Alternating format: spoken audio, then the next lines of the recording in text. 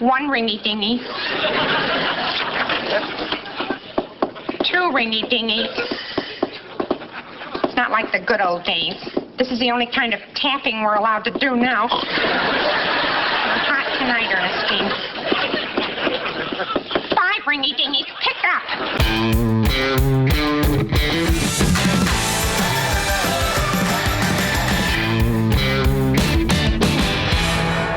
Hey, Jeff Shore here. Welcome to another 5-minute sales training. Let's talk about old school. Let's talk about that thing called the telephone. There's no question whatsoever that the best type of communication is face-to-face communication. 2 people having a chat.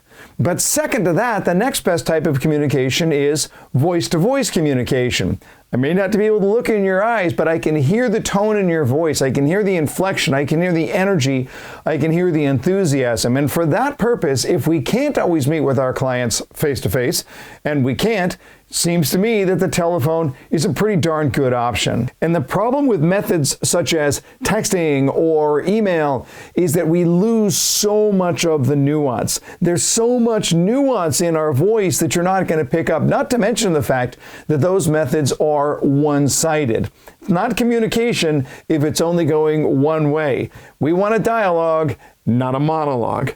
And right from the very beginning, and it's going to hit you right between the eyes with this one. Are you avoiding the telephone because you want to be more comfortable, even though that might be best for your customer? Something worth thinking about. Now, I do want to make a suggestion for you when it comes to making that phone call. And the first suggestion is this: you got to control the environment. That means you need to eliminate, first and foremost, all the distractions around you. Because if you're not careful, it'll be time to make these follow-up phone calls. You got a bunch of customers that you want to talk to, and you're thinking, I'm going to get into it. That's the most important thing in my day. Oh, except for this. I got to take care of this. This is the most important thing in my, oh, no, wait. Except for this. I forgot to call this person. That's the more distractions that are around you, the less likely it is that you're actually going to make the call. Shut out everything else. Facebook, email messages, irritating people, messy desks, get it all taken care of.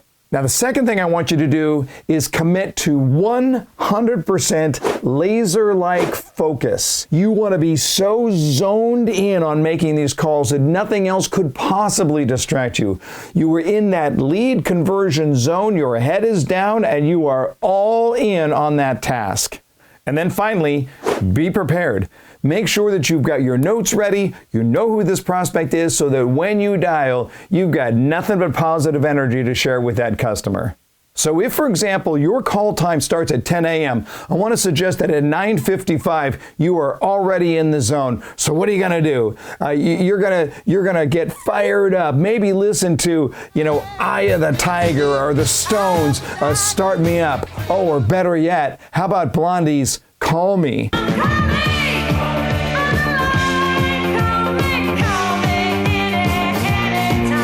All right, so before we wrap it up, here are 10 steps, the 10 steps that you need to follow. You can jot them down right there.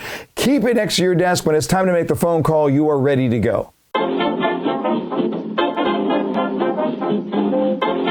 Step number 1, clear your mind and your desk. We already talked about this, right? Clear your mind, clear your desk, be completely distraction-free. Step number 2, smile before you dial. You want to make sure that your customer hears the positive energy in your voice, so you want to be smiling even before you make the call. Step number 3 here, identify yourself right away. You do not want your customer guessing. You want to know right away who you are. And then that leads to step number 4, refresh the relationship. Just pick up exactly where you left off. So it's a great point to be able to say, hey, when we talked last, we were talking about whatever that is. So you want to extend that last conversation into this conversation. Find that connecting point and refresh the relationship.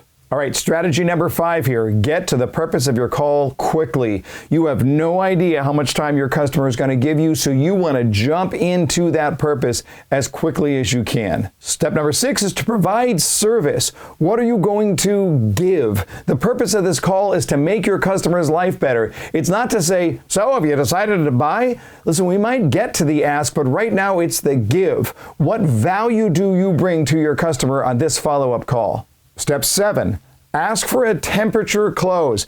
Ask how they're doing. Ask how the decision making is coming along. Ask them the progress that they've made. Ask what is in their way, but ask how they are. That progress close will go a long way towards getting a strategy in place as to what to do next.